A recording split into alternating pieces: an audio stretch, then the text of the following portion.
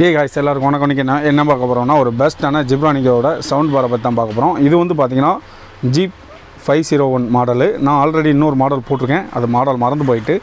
இது வந்து பார்த்திங்கன்னா உங்களுக்கு குவாலிட்டி வந்து பக்காவாக இருக்கும். 5.1. அதுக்கப்புறம் வந்து பார்த்திங்கன்னா உங்களுக்கு 8 இன்ச் சப்வூஃபரோட கொடுத்துருப்பாங்க.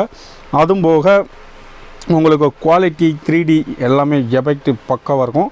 அதுவும் போக வந்து பார்த்திங்கன்னா வித் 1 இயர் வாரண்டி. நம்ம கடையிலே நீங்கள் வந்து 1 இயர் வாரண்டிக்கு வாங்கிக்கலாம். அதுவும் போக இது வந்து பார்த்திங்கன்னா உங்களுக்கு ஜிப்ரானிஸோட இது தான் பாரு. அதுக்கு சைடில் வந்து பார்த்திங்கன்னா நம்ம மெமரி, அதுக்கப்புறம் வந்து பார்த்திங்கன்னா அந்த யூஎஸ்பி போட்டு எல்லாமே இதில் இருக்கும்.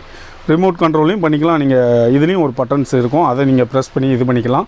சப்போஸ் நீங்கள் ரிமோட் திடீர்னு காணாமல் போச்சுன்னா கூட நீங்கள் அந்த பட்டன் கொடுத்துருக்காங்க. 2 ஆப்ஷனு. HDMI சப்போர்ட் ஆகும். HDMI பின்னும் நீங்கள் கொடுத்துருக்காங்க.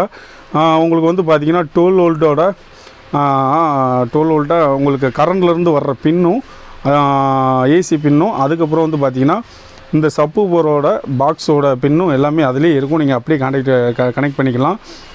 அது போக ரிமோட் எல்லாமே பக்கா குவாலிட்டி இருக்கும். அதுக்கப்புறம் வந்து பார்த்திங்கன்னா உள்ளே வந்து பார்த்திங்கன்னா உங்களுக்கு அந்த ஏசியோட கரண்டோட ப்ளக்கு ஒன்று கொடுத்துருப்பாங்க. உங்களுக்கு இந்த ஸ்பீக்கர் மாட்டுறதுக்கு இந்த ஒரு ஆங்கிள் கொடுத்துருப்பாங்க.